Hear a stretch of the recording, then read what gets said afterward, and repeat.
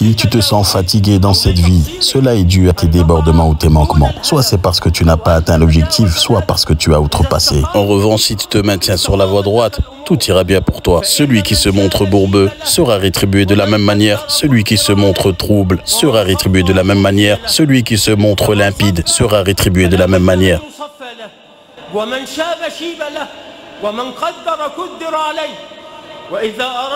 Et si tu souhaites connaître la valeur que tu as auprès de lui, regarde la situation dans laquelle il t'a placé.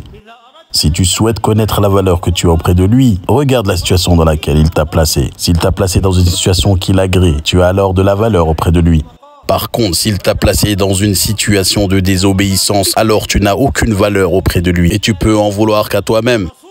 Le messager d'Allah sallallahu alayhi wa sallam est celui qui a le mieux concrétisé l'état de servitude dans ce monde.